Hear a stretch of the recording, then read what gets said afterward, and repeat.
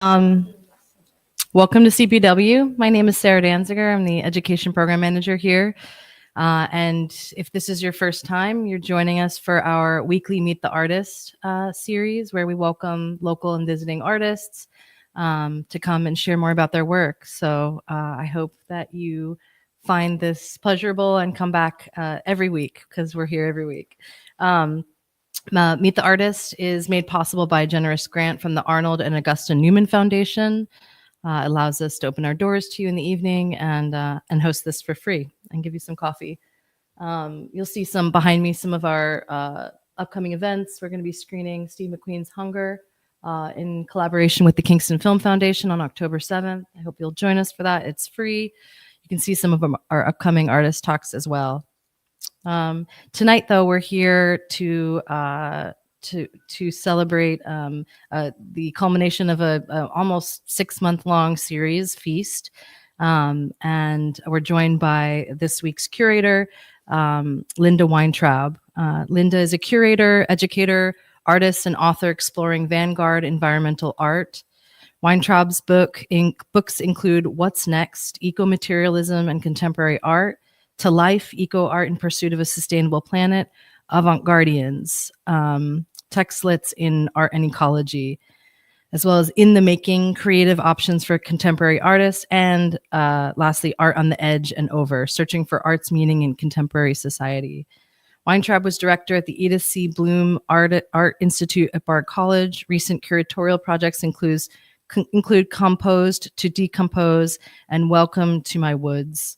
Weintraub was the Henry Luce Professor of Emerging Arts at Oberlin College and visiting artist in the Nomad 9 MFA program at the University of Hartford. Her forthcoming book is titled What Do You Eat? She manages a sustainable homestead where she practices permaculture. So as I said, Linda is the curator of the next Feast event, which is going to be this weekend, this Saturday from 4:30 to 7 p.m. This event is titled Photo-Fungal Futurism, which envisions a new photographic movement distinguished by the regenerative and cooperative behaviors of fungi. This revolutionary update of traditional picture-making techniques and philosophies will be explored by invited participants and guests. Feast is organized by Victoria Vesna and Ellen Levy with support from the Welcome Burroughs Fund. If you're interested in joining us this Saturday, please RSVP Nadine at gunk.org or come find me afterwards and I'll point you in the right direction. But without further ado, let's welcome Linda up to the front.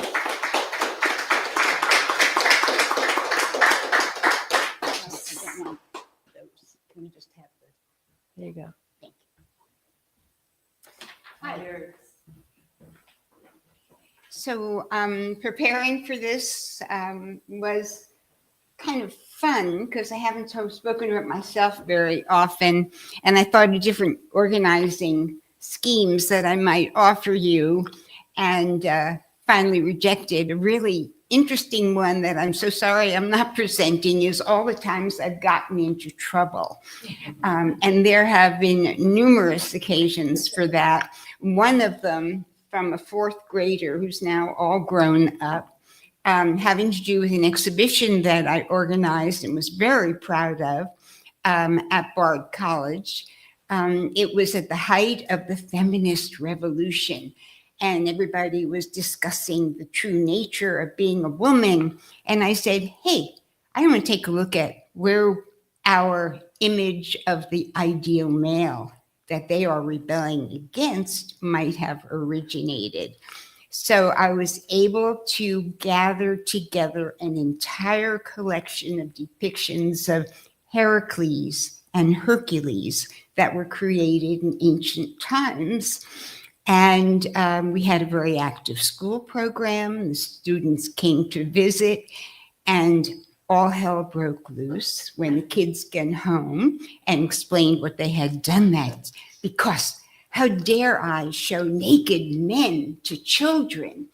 And there was a kind of hoopla. And then there was a time when ACT UP was acting up against me because I exhibited the work of Marco Stabi, who had said some homophobic things. And then there was the time with Udo Akanchi, laid the American flag. I mean, on and on. You can't be involved in contemporary art and art in general, I think, without getting into trouble.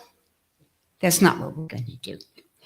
Instead, I decided I'm going to look through my checkered past and see if I can find an originating moment when the things that I have been doing for the last few decades actually had their point of origin.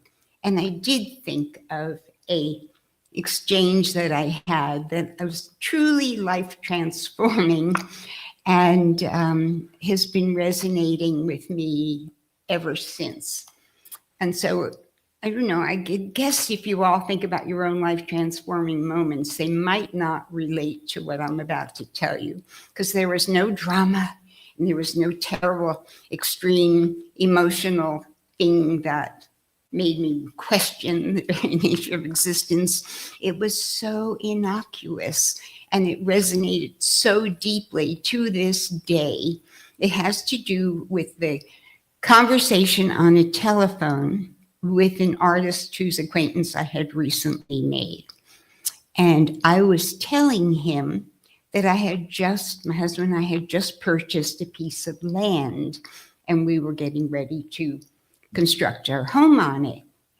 And he asked me to tell him about it. And so I did. I said, there is a meadow and there is a creek. The meadow is surrounded by woods. There's a view of the Shawangunk Mountains, and that view faces west so that I can imagine the sun setting there every day.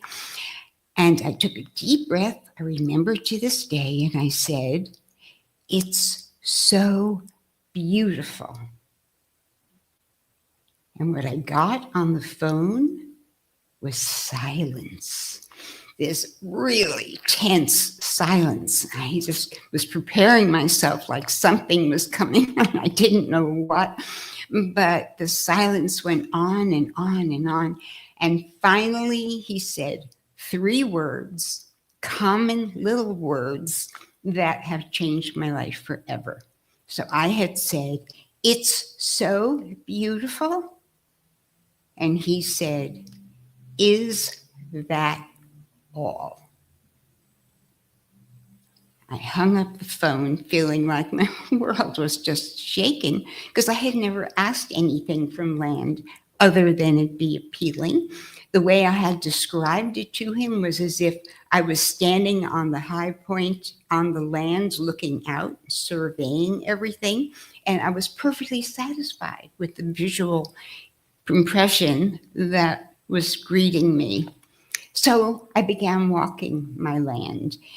And I realize now that I went through a sequence of experiences that helped me refine my answer to the question, is that all? What else can land be? Particularly, what else can land be in relation to you? And so I'm going to take you for this little journey and kind of share with you as things were unfolding in my own life and as they unfolded over the course of the decades. So let's start. This is what I was describing to him in the fall, like right now, same time of year. This is out as it looked then. So I started walking around and saying, it's more than a tableau. Something is happening here. So I started focusing in on what are the components of this piece of land. And initially it was like the big categories. I see mountains, there are trees, there are boulders, there's a creek. And then I would walk again and I began to see a differentiation between this tree and that tree.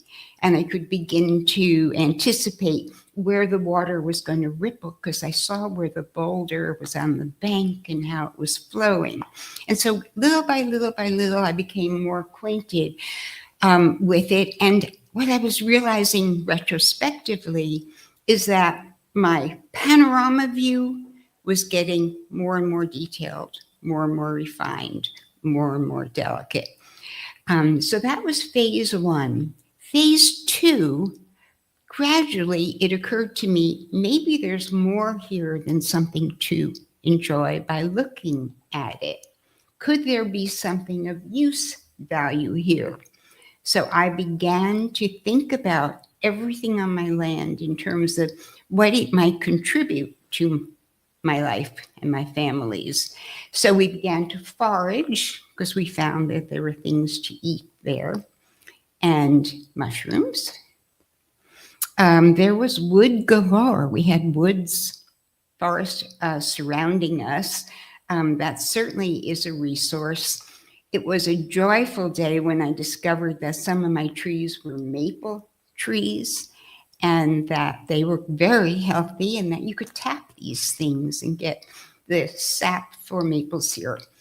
An absolutely transforming experience, which I recommend to everybody, is when the trees are flowing with sap, to get down on your knees, get close to the tree, open your mouth, stretch out your tongue, and let that drip, drip, drip of the sap go directly from the tree to you. It is a connection, even as I talk about it, my belly turns over, that is as intimate and beautiful as possible. The sap comes out in pulsations, like a tree has a heartbeat. And never again can I see a tree as a flat silhouette, which is the way I had seen it initially. But it became this dynamic entity, which is just surging with forms of life. Of course, wood and sap go together in order to boil down the sap into syrup. So we use the wood that way. We did a lot of fire burning in group situations because they were just a way to cement the community together when you stand and sit around the fire. We had stone everywhere. At first I thought, oh my God, what am I gonna do? There's all this stone, there's no soil. Stone turned out to be a godsend. And so we started learning how to stack it into terraces and to make pathways. The terraces became gardens. This is another fire pit. We had fire pits, several of them in different parts of the property. And we had water. And water is the essence of life. And water was not just there in one location as it had been for centuries. We began to bring water to different parts of the property because water is going to enrich and enliven wherever it exists. So we would channel the water from the creek, let it travel into the land, far away from the creek, and then rejoin the creek afterwards.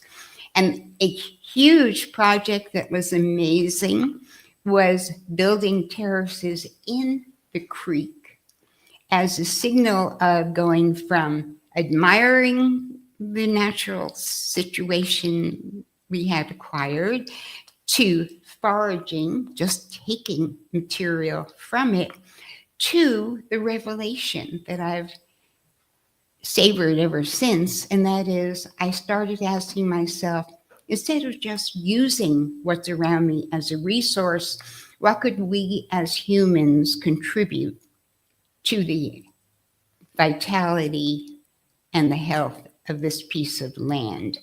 And so this is one example where we're creating these ponds in the creek in a manner that the Native Americans conducted fishing. And so you basically terrace the water in the creek so it creates these little ponds all the way down as it goes. The process of working with natural stone, each of them unique, finding the niche within the wall that you are building that just is so comfortable for them that they want to stay there forever. It's a partnering process. You're standing in the creek, the water is running around your feet. You are picking up each stone, which is a unique experience in shape and texture and size and weight and balance. Finding its place in the wall is amazing. Then scooping up the muck, because you have to fill in all the little empty spaces. You are part of the stream, and you're part of the stream functionally and rhythmically and just completely in tune. So here is part of the functional relationship. Of course, we needed gardens, and so we started exploring alternative kinds of gardens. This is the straw bale garden as it was being built. This is a few months later, and this is the way it worked out. Another experimental kind of garden with cold frames, which allowed us to have fresh greens all through the winter. We had an orchard, we had a berry patch, we had herb gardens and other designated places. And of course, if you're going to be holistically involved in creating habitat and enlivening the fertility and the vitality of your land, you must have animals. Animals are essential to the whole process. So we started with fowl. These are geese, and we had ducks as well. Springtime is wild, erotic, crazy parties going on everywhere. So lots and lots of sex and beautiful processes of watching mamas take care of their babies. This is a turkey dad who adopted a baby when the mom passed away. And it was a beautiful thing.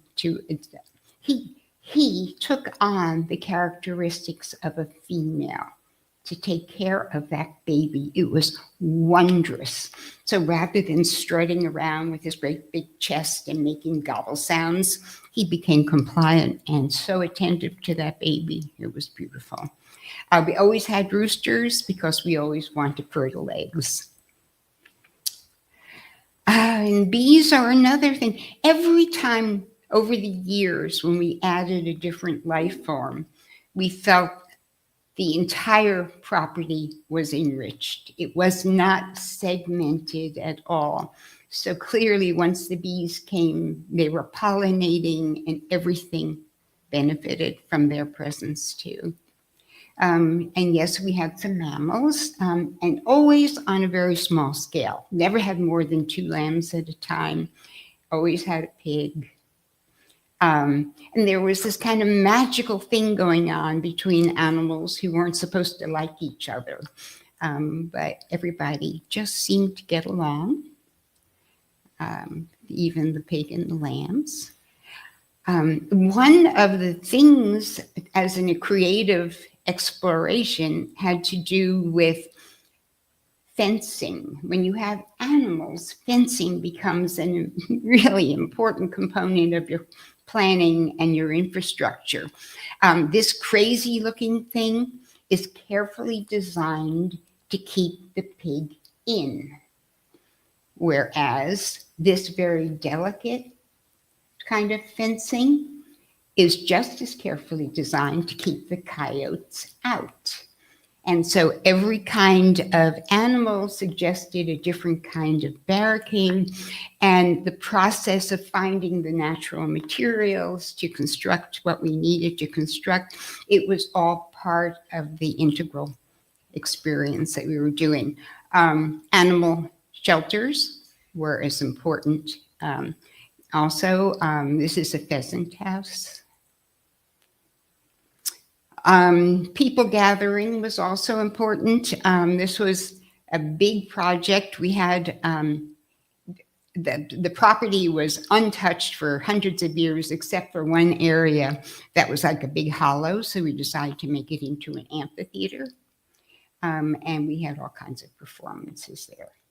outside on the lawns as well. So we had purchased this house on property we knew we couldn't afford, purchased the land on property we really couldn't afford. We knew that we were going to have to invent a way of building that was less expensive than a conventional way.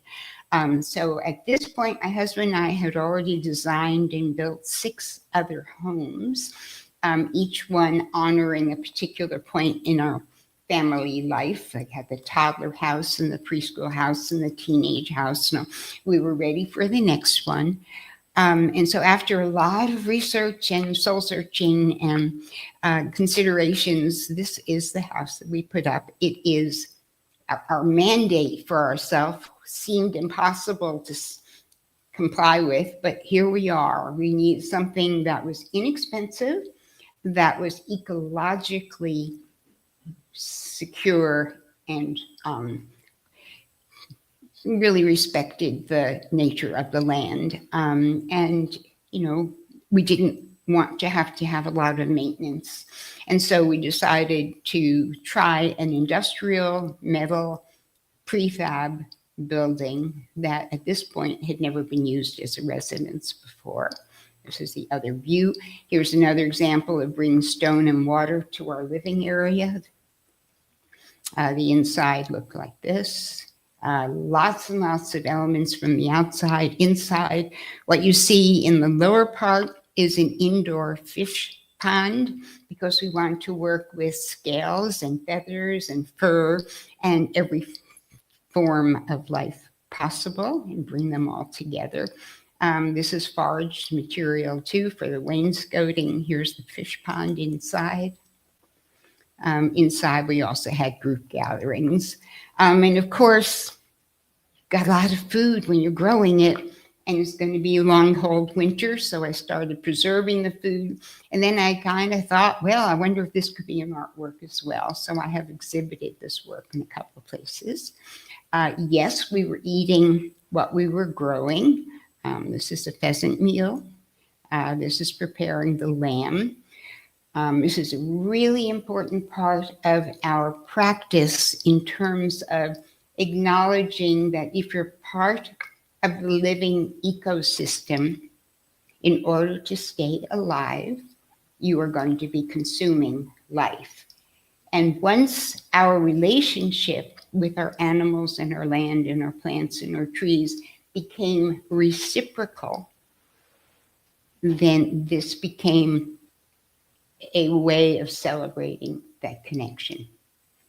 And we didn't waste anything.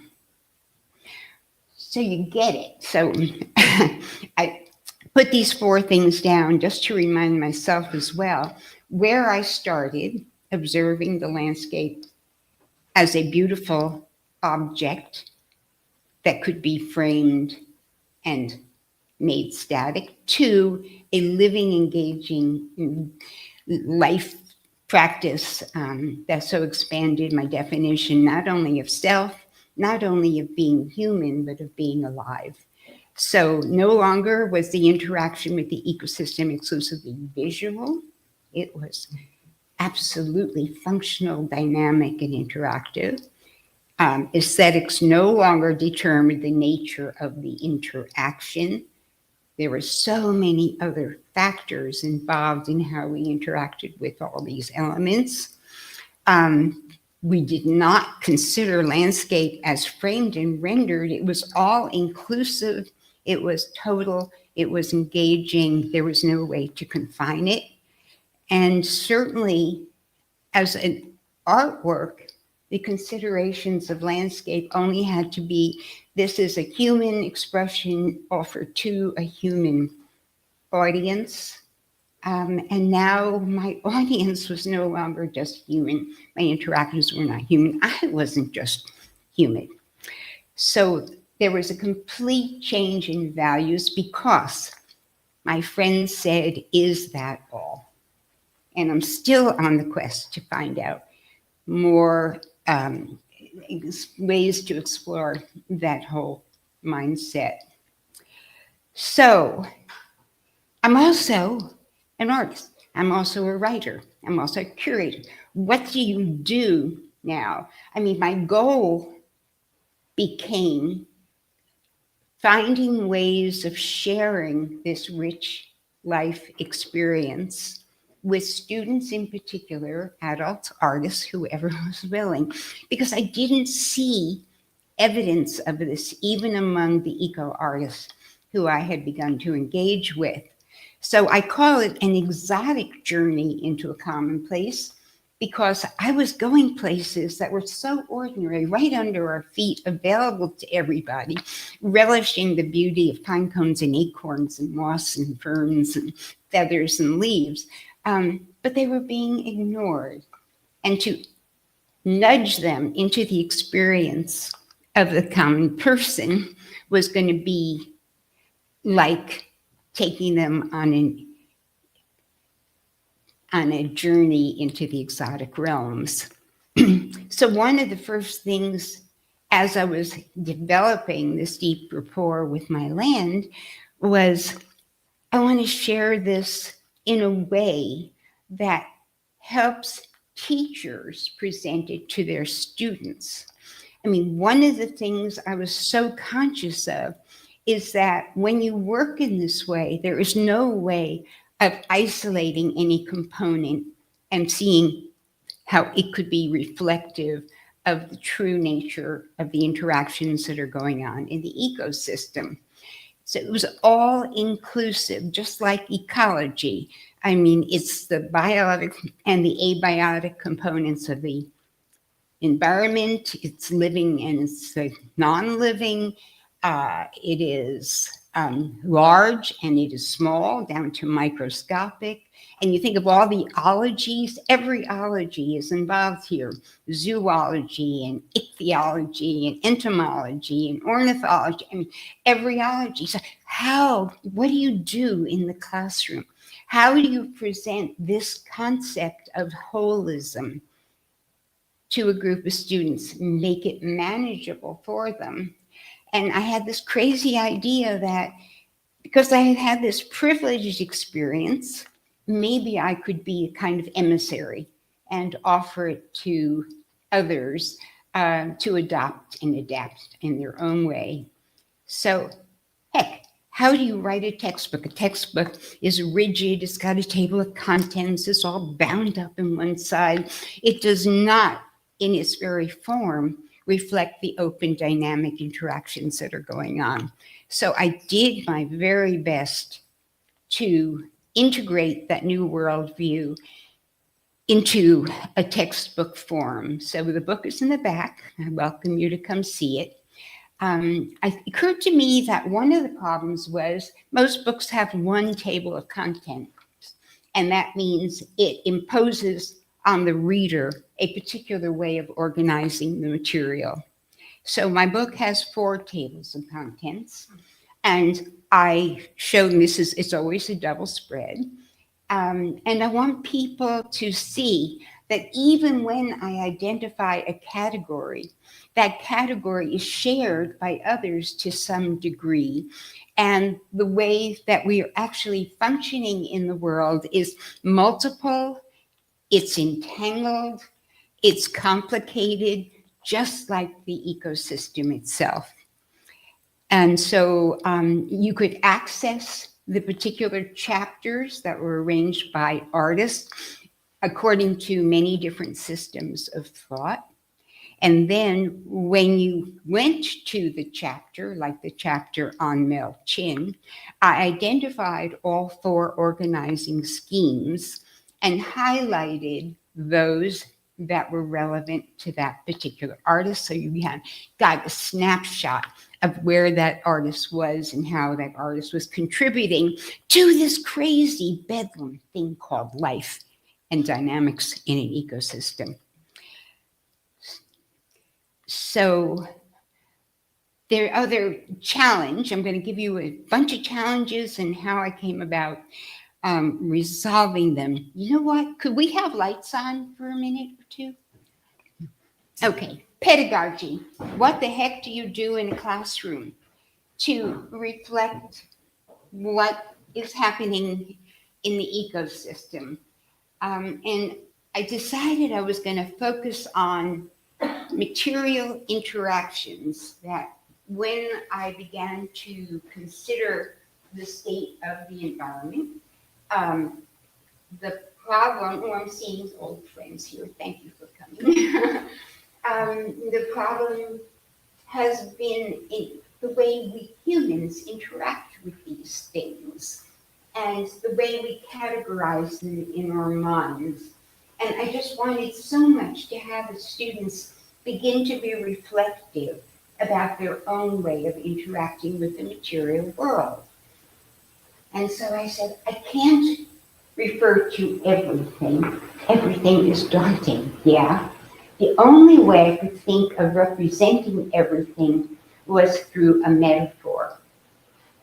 So I went on search for an appropriate metaphor, an object that could stand for all materials, biological, manufactured, name the category. So the first thing I remember thinking, well, it can't be a manufactured object. That's not easily transferable to these other categories. So I went through the entire list of living, organic, biological materials that might be the perfect metaphor for all materiality. Are you ready for this? Anybody got an idea? So I decided the peanut was my choice. All right. So I thought, if you're willing, we're going to do a 5-10 minute version of one of the workshops I have developed with this kind of goal in mind. I've done workshops with one ice cube, give everybody one ice cube, we interact with that for 3 hours. No, I've done flame, oversized match, we interact with flame, and I've done peanut, so I thought maybe we could just give you a sense in a few minutes of what the students might have experienced over the course of the whole interaction. So here we go. First thing I would have them draw. We're going to do it in our heads, okay? I would have them draw a peanut just from what they envision in their minds. So everybody drawing a peanut in your mind? Got it? Okay. Then, real peanut.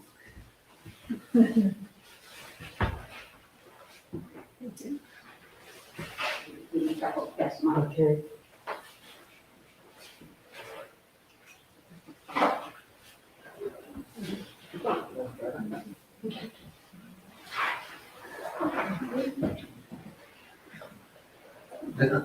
Come on, you guys. Peanuts. Yeah. I think there's something that we- Come on up. I got a peanut, without a peanut. Okay. So then I invited everybody to take a look at your peanut, and they would actually make a list of every way their peanut deviated from the ideal peanut they had drawn. So in your mind, please calculate all of the ways your peanut differs from the one you might have drawn.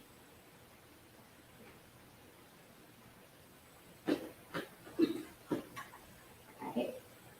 And now I would say, draw a caricature of your peanut to exaggerate all the ways it deviates from your classic mental image of a peanut. So in your mind, please draw your caricature.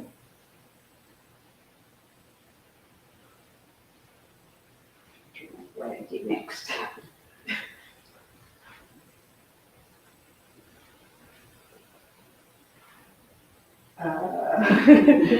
My order. So then I would suggest that you begin to think of the kind of life your peanut might have lived before it came into your possession. Was it pampered, Do you have a tough life? Do you see bruises and scars? How did you do in life? And then I would say, can you describe your peanut in terms of what's its body type? Is it plump or skinny, frail, strong? Does it have a gender? Is your peanut more likely to be female or male? And now that you know your peanut so well, the only thing that's missing is a name. Can you name your peanut? Bob. I think this is Bob. Bob. Bob. Okay, so then I would say, please introduce us to your peanut. So you'd like to introduce us. Tell me about Bob. He's very, he's had a really rough life. He's broken. Oh, he's got a big hole in his brain. Yeah. He's very broken. Oh, dear. He's very disgusted with life. Yeah. He doesn't like living very much. He's ready to do it anyway. Thank you for sharing. What do you got? Mike, is that yours? This is Frank. Frank's this sturdy little guy who is very energetic and happy beaver. He's got this little bruise on the side. That was like a childhood injury, but scarred him. Mm-hmm. Okay. This is Marissa, and she has no head. She's completely decapitated. So she is a proof that we can live without a head. She's Just a courageous body, girl. just the intuition of the body. Anybody else? Come on, who wants to do it? Yeah. Sweet Pea, and she's she, I guess, but I just called her she. And she's got an amazing, she surprised me because from what I imagined the peanut was, all of them, she has this waist and she has these curls. Ooh. And you can see how she grew, her where she started. And it's not at the top, which is what my brain imagined, and it's swirled over and it's to the side. But she's a dancer. Okay, get the idea?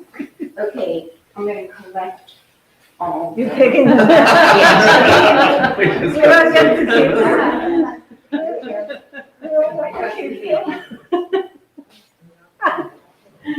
Linda, drink.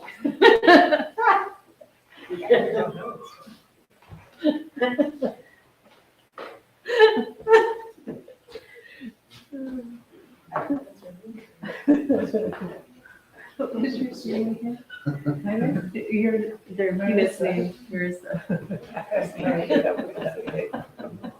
Okay. So here I'm shoveling them up, putting them on the floor. Can you find your peanut? I'm gonna make it harder. I'm gonna add some strangers to the mix. Okay. All right, guys. Ready? Well, Wait. yeah, mine's easy. Okay.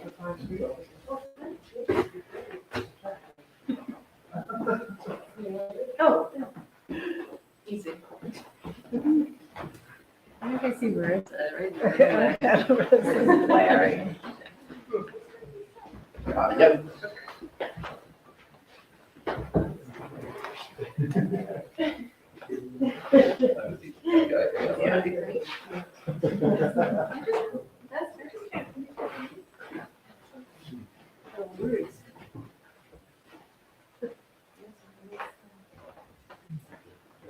Anybody not certain that you got the right one and you come?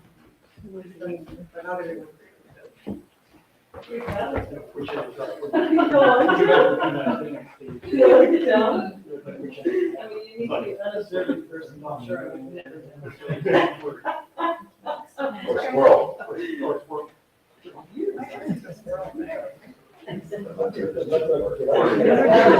Exercise. I Sure.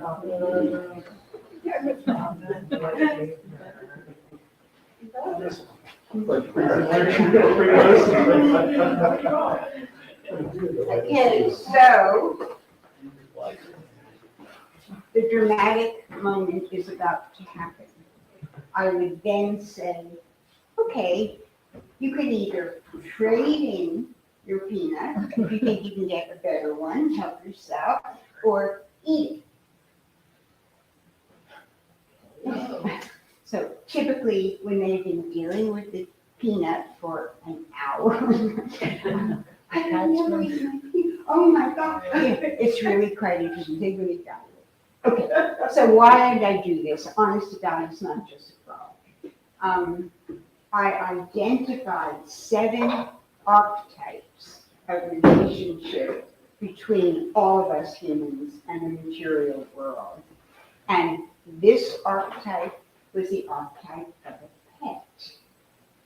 And there is a metaphor within the metaphor, because you begin to care about an object when it's a pet. You may love all dogs, but your dog is a special dog. And what happens when something is a pet? You take care of it. You don't toss it away, right? You're willing to share your resources with it to make certain its well-being is attended to as well as your own. Suppose we had the attitude of a pet when it came to our shoes and our computer and our car and our sandwich wrappers or everything else in the material world. It's a complete change. So let's go back. The real reason why I chose the peanut is because I felt it could be a perfect symbol of a commodity in a consumer society. Anybody, come on, I bet you can think of the same thing I thought of. Why? What's our attitude toward the peanut in real life? You didn't throw it out? You didn't throw it out? Yeah, throw it away, okay? It's got packaging. I need something with packaging. Then you consume it and then you throw it away. Do you ever think of one peanut? Yes, Mr. Peanut. Mr. Peanut. Mr. Peanut, but in life, yeah.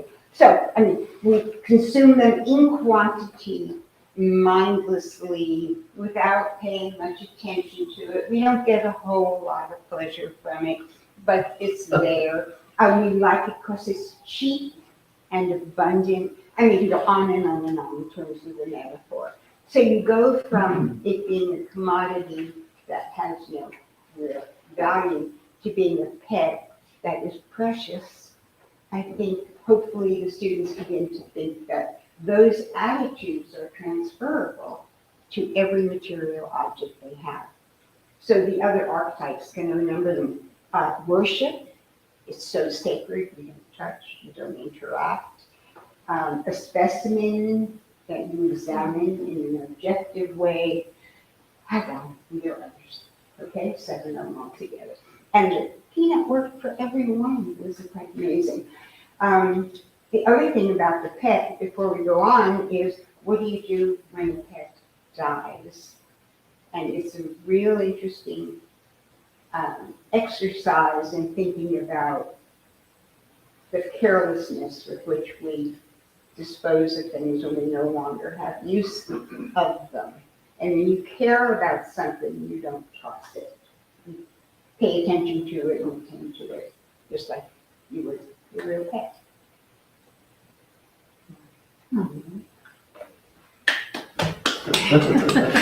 Okay, back to serious stuff. So I do make some stuff, and I try to convey all that I'm telling you in a nutshell there too. I should just say that my materials is always a foraged material.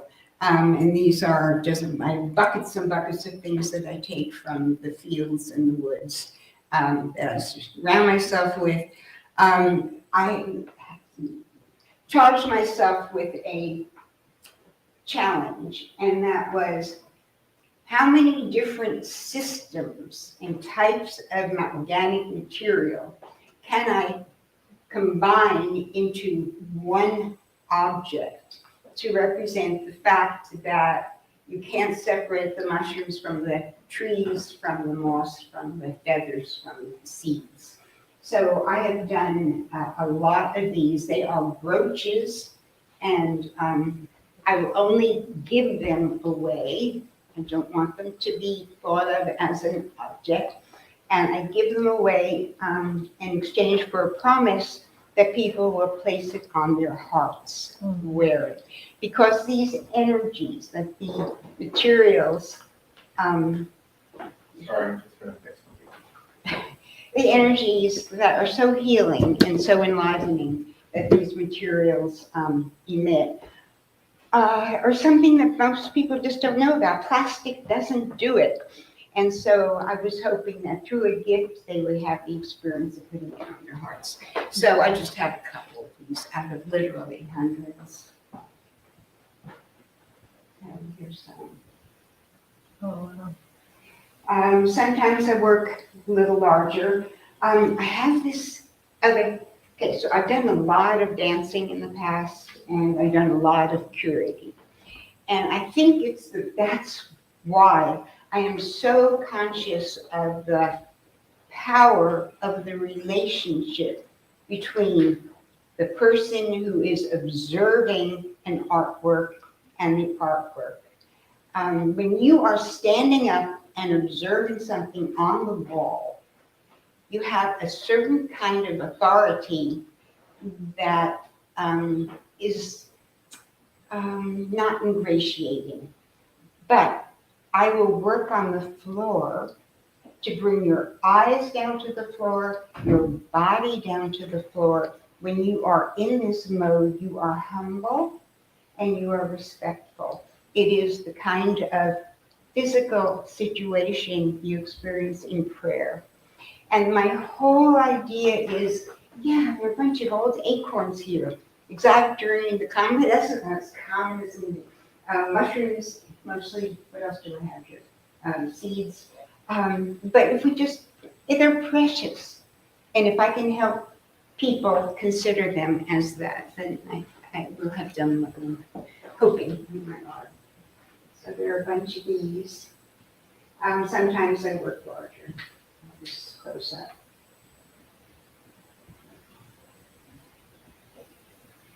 And as a curator, Michael is here, my partner in an exhibition called Compose to Decompose. This is one fraction of a big project. It was a multi-year project, but it was yet another way of conveying the rhythms and the cycles and the recycles that take place in the ecosystem. So Michael, raise your hand so people can say, hey, you did a great job.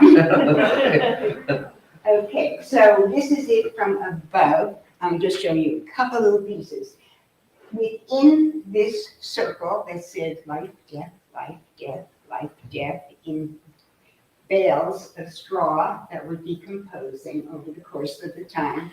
This was a year-long project, and we invited 12 artists, assigned each of them a month, to work within the same arena. And the idea was that they would respond to the previous artist's work, interact with it, change it, remove something, add something, make it evolve into something that they were comfortable with. And as soon as they were done, the artist in the next month would come along and alter it again. So I have just a couple of examples. So this was what it looked like in July. It changed in September, October, and near the end. It was so interesting to see them interacting with the site over the course of 4 seasons. That influenced them as well. But you know, it's so fascinating, and I love these artists. Michael and I issued this invitation, and we said, the art's going to be finished and up and visible for a week. And then someone's going to come along and tamper with it, and it's never going to be seen again, and it's going to be part of an ongoing evolutionary process. And we thought, they're going to walk away. They're going to want to preserve their creation. They would never want to start with somebody else's inspiration and be confined to deal with that. How many said no? 0. Am I right? You're right. 0. It was incredible. So curatorially, we have a lot of influence over what the viewer is experiencing and also what the artist is producing. So my curatorial practice for the last bunch of years, I will never go to a studio and select pre-existing art and gather it together for an exhibition. I will only say, working on this project, never been done before, would you be interested in exploring it and making something special for this particular occasion? They love it. They love the occasion. They love the opportunity. So it's been going really well. So the other part of my art practice is I don't just make objects for people to look at or finished objects for people to wear. Back to the floor, I do a lot of different things on the floor that are interactive and keep people on their knees. So this is a piece where every box contained something that I had gathered from the woods. And the boxes were available for people to open. Every box had a suggestion about an interaction. And one kind of interaction might be to touch and compare textures. Another interaction might be, I remember I did one, I got a lot of pine materials there, and then I had a bottle of pine sol, and I had them compare the commercial version of the smell with the real version. I had some rose buds, and so we were able to taste and interact with these so we used all of our senses. Well, the only sense I really didn't use was visual. I want so much for people to engage in a different way. So here are people opening a box, so even that was carefully considered. The box didn't reveal its contents. They were as simple and as neutral as possible. So the first acquaintance that you had with what was in the box was its weight. I mean, you got a different kind of visual. Visual doesn't give you that kind of sensory interaction. So it was weight and often sound.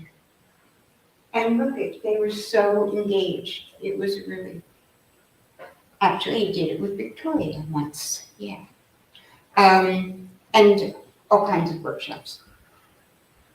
So this is the kind of art that the group would make, and the exhibition would be a communal tapestry on the floor. Always, as part of the communal projects, is an opportunity to allow the pieces to decompose. So we return all the forest pieces to the woods.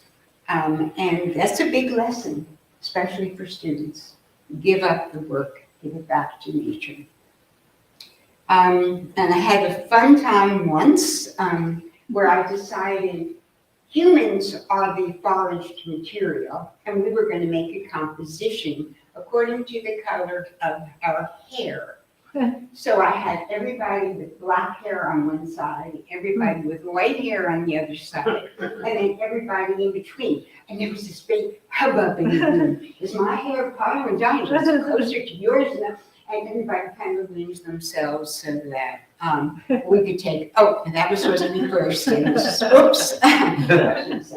Okay. We're at the end, thank God. So I have an unpublished book. I am really committed to it.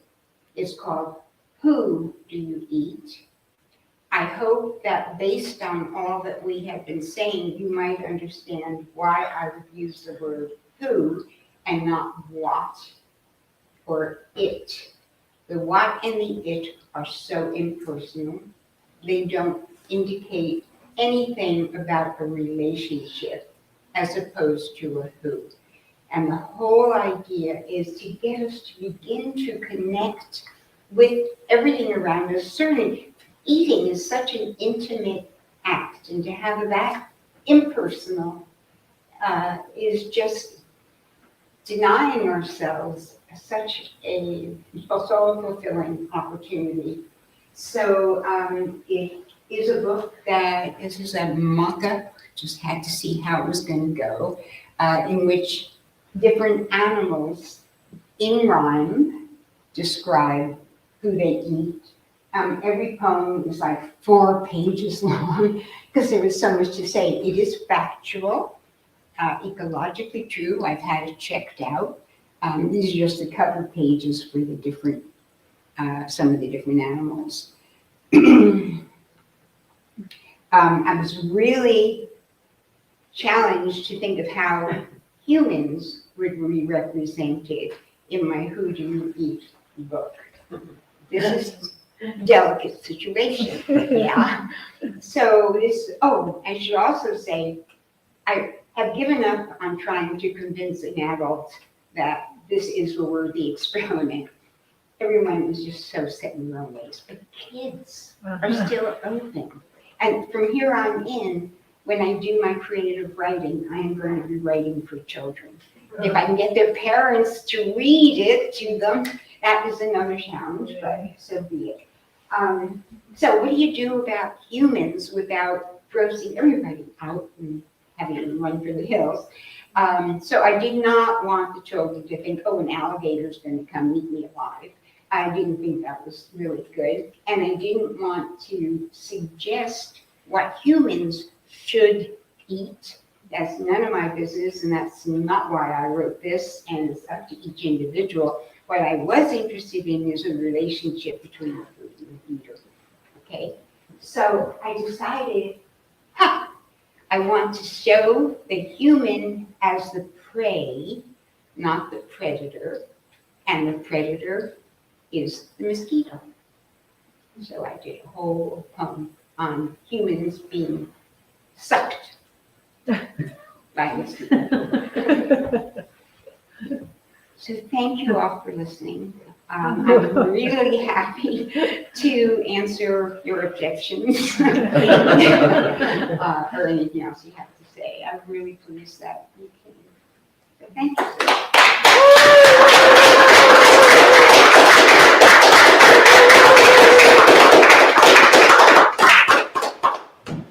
Comments?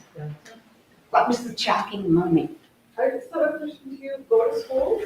And do you teach, or is that something that's, are you attending some schools that they invite you? No, not yet. I did do, so, because I can't let this thing go, I got a local director to work with high school drama students to perform for the grammar school in our region. And it's his philosophy that if you want to have an impact on children, it's got to be older children who present it. And that was pretty exciting. I didn't get any pictures of that, but it was full regalia with props and lights and music, the whole thing. The other thing I'm doing right now, I've got this darling young composer, and we are putting out an audio version. I taped every one of these with Ithaca College drama students. Each read one poem. We worked on it really in a very clear way. And he is working with me now to do it. But what am I going to do with it? I can't find a publisher.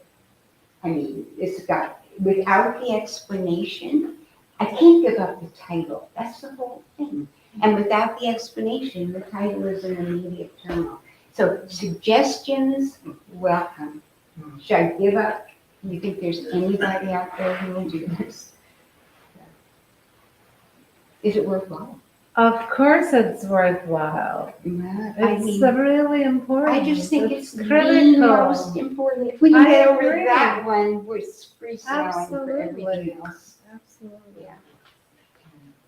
Anyhow, But you have been self-publishing a lot too, right? no, just once. Just and, once. Yeah, no, University of California Press, Intellectual. Right, but do you I have did something- one series, do you have self-published. something And the against reason I did that had all to do with ecology, because Right. it's a really sensible way to. I just point out to you, I went to a talk recently and I heard a discussion by the author of a book called The Octopus in the Garage that was about the ecosystem. He was in Florida, turned on the faucet, and a small octopus came out, and he started thinking about the relationships. I think that's a winning title. I agree. I will find out who the publisher is of that book. Yes, we'll talk about that. Yeah. But anyhow, whole poem, everything rhymes. I think they're funny. I mean, I bought a couple of books. And anyway, Can you read us your favorite one? that way? Can you read us your favorite one? Oh gosh, there is my favorite one. I don't know. Pick one. Anything? Anything. Oh, there we go. Okay, this is open up porcupine. Okay, I'll read it again. Porcupine, without my glasses. To offer you me as my porcupine pet is less a gift and more a threat. I'm very bad pet because of the dangers I pose to you and your friends and strangers. You shout, get away, and then withdraw if ever I offer my forefinger paw. I have needle-like quills that grow through my skin, from the tip of my tail to the rim of my chin. I wish I was born with downy, soft fur that kids like you always prefer. And then I go on with all the different things that eat in different seasons. Okay. And the thing they like most, one more little bit. But the treat I savor most of all defies all eating protocol. It's the salt I crave. This need is met by objects that smell of salty sweat. I lick sweat. Oh my gosh, I sweat on axes and puddles for goats, rackets for tennis, and lassos of ropes. Horse sweat on blankets, I munch on a bunch. The saddles you sweat on make me a great lunch. I'm so sorry, Miss Patty. Here is one habit you might think bizarre. I chew wires and tires from under a car that drove upon an icy strip when salt was spread so college.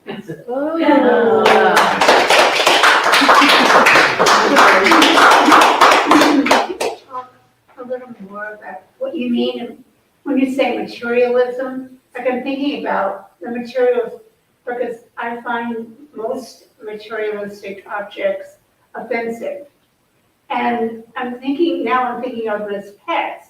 I'm trying to get to that place where they can be pets. And I can see in my space where I live, I can make pets out of the things there, but not in the world, not outside of the world. When I have to deal with parking meters and curbs and street lights and signs. Isn't it tiring to be responsible? I agree. It's really easier to be negligent. But gosh, where are we now? I agree. Partly, I think it's just that we have so much stuff. But one more minute, okay? I was well into this project when I made a discovery. There is a 21st century philosophy called that's called neo-materialism. I call it eco-materialism. And there is literature on neo-materialism from, do I have it on slide? I had it. Every academic discipline you can imagine. And what I was doing in art, invented out of this crazy, is that all experience, is so on the mark with neo-materialism. Neo-materialism has to do with valuing, again, the material world and developing, again, a sensory connection with it and rediscovering the joys our physical apparatus can provide for us if we take the time to savor those simple things that are all around us. But we just don't pay attention because we've got so much stuff. And it's a burden. And all these storage units are bursting and you don't know what to do with it all. And think of the landfills. It's so hard to put value on materiality. But there is this huge intellectual movement. Has anybody here heard of neo-materialism? Thank you. I mean, it's incredible because I hadn't heard of it and I talked to other people about it. It's this kind of underground, percolating revolution in intellectual thought going on. And look it up. You're going to be shocked by the quantity and the richness of this dialogue. And it's this, it's everything I'm doing.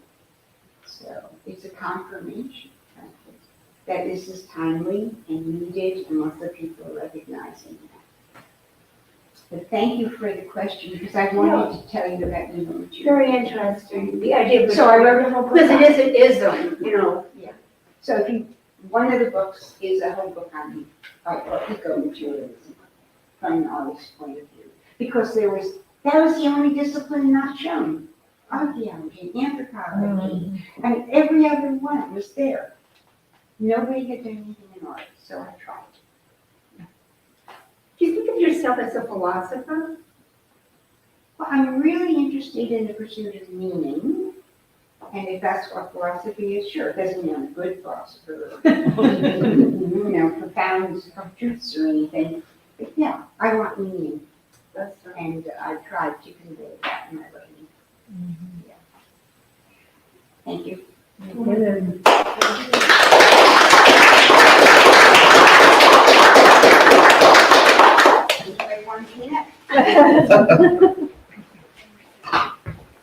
If people go over to the table, I think the books is still out. Yes.